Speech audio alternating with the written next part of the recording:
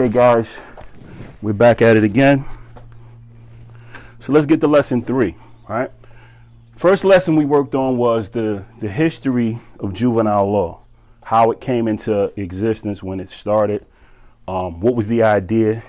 Somebody tell me, what was the idea? Exactly. The idea was to rehabilitate juvenile delinquents and not punish them, right? So then we went on to lesson 2. Lesson 2 dealt with due process. Exactly.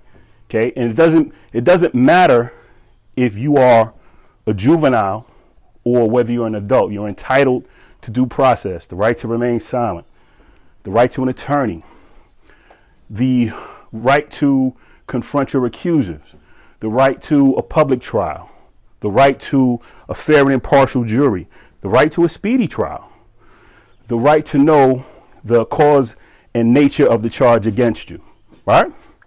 Okay. So now here we're going to talk about probable cause. Probable cause. Again, I know you guys watch all these movies and television shows, and you've heard the term probable cause. Okay, so here's what probable cause is.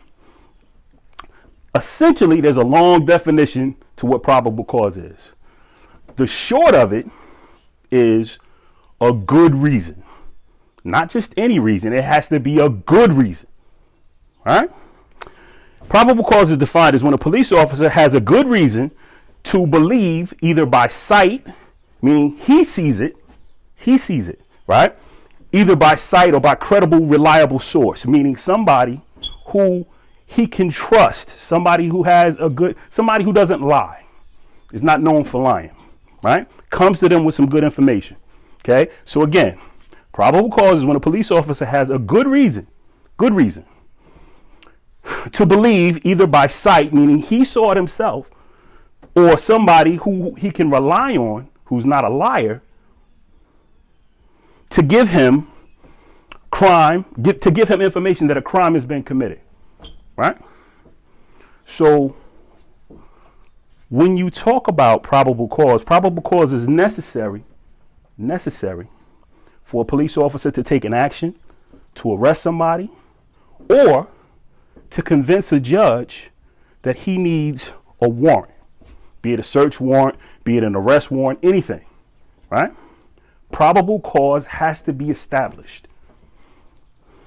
So when we leave with an understanding of probable cause, it must exist when placing a juvenile into custody, right?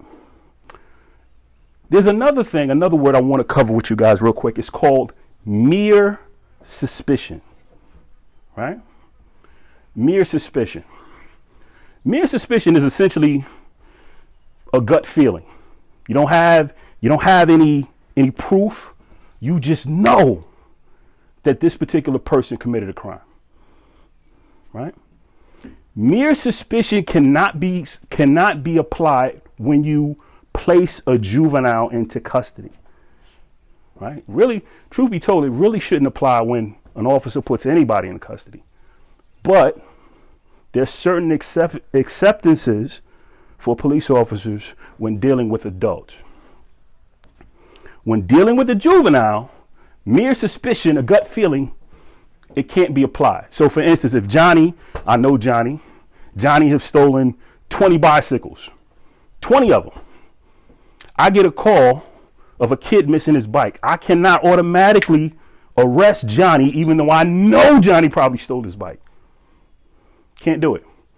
Mere suspicion does not apply when putting a juvenile into custody, right? So we got probable cause, good reason, and mere suspicion, no good reason. So now let's talk about how these two things apply to what's called the juvenile arrest standard. Okay? Boom. Let's say juvenile has to be placed into custody. In my 8 years as a police officer, I've arrested 3 juveniles. So here's the standards that I had to follow. Okay, I want to be clear with this. Every police agency has their own policies. right? Most of the policies are probably the same, close to. The agency I work for had a specific policy. Once you place a juvenile into custody, you're not going to take them to the police station. You don't do that. You take them to the juvenile detention facility. And in doing that, it is a race against the clock. You have to get them there as quickly as humanly possible. The minute I take a juvenile into custody, I have to immediately call headquarters. 593 to Central. Central. Yeah, I just took one juvenile into custody. He's going to give me a time. Whoever that dispatcher is, he's going to give me a time. So let's say the dispatcher says it is now 10:20. Okay. Not only is he going to give me a time, he's going to ask me, and this is going to sound crazy. It's going to sound ridiculous, but trust me, he's going to ask me, what's the mileage on your car? What's the mileage on my car? Why is that important? Why is him asking me the mileage? How many miles are on my car? Why is he asking me that? Why is that important? So let's say I got a car with 20,000 miles on it. Police car, 20,000 miles. So if I'm 2 miles away from the juvenile detention center, when I get in my car, I'm calling out 20,000 miles. When I get to the juvenile detention center, I should be calling out 20,002 miles. That's what I should call out. Why is that? Why is that of importance? Well, it won't say that. It protects me from the juvenile saying, oh, he took me all the way over here. He took me all the way over. No. It's protection for that juvenile, but more so for me. I got him in the car immediately. I got him there as quickly as possible. I'll put it that way.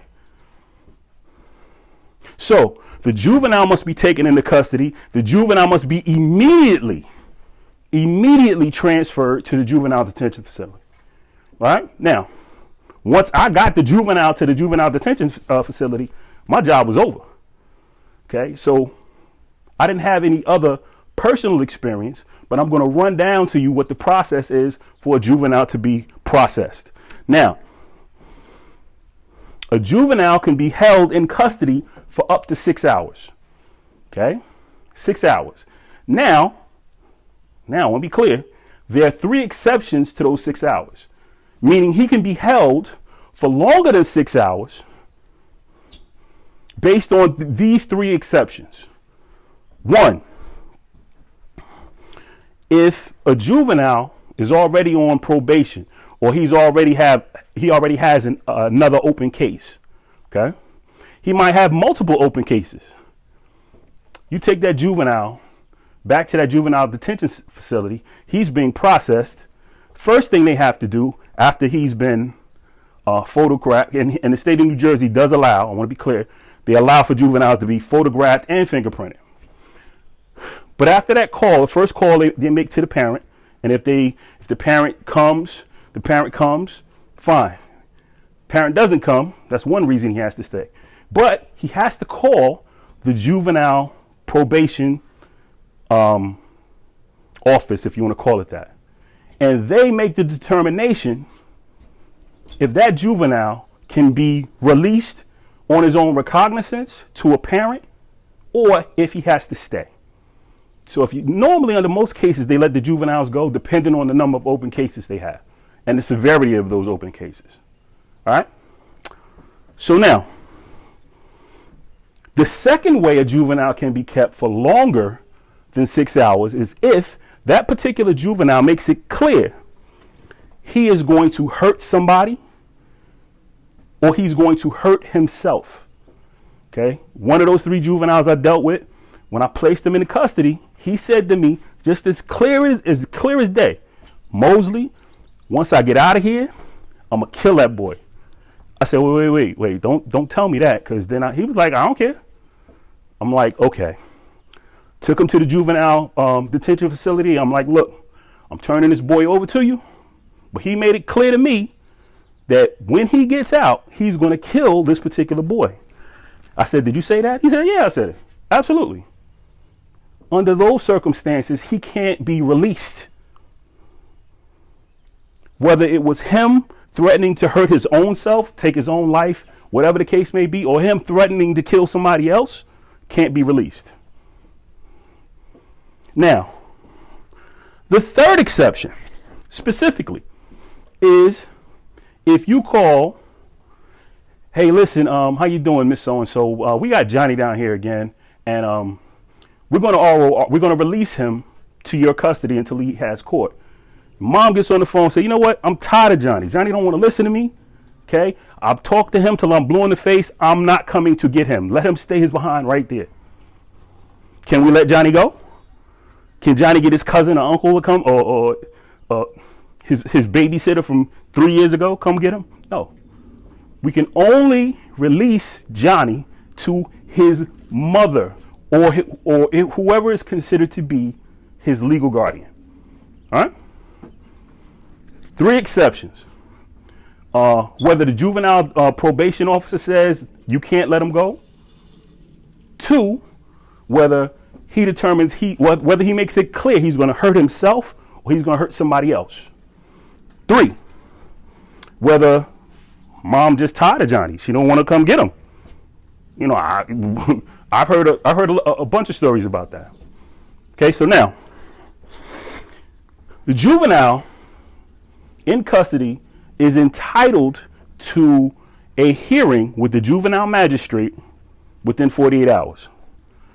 Within 48 hours. So within that, if Johnny let's say Johnny's mother comes to get him. Okay, she comes to get him. Within 48 hours, Johnny has a hearing within the next 48 hours. You can't hold Johnny.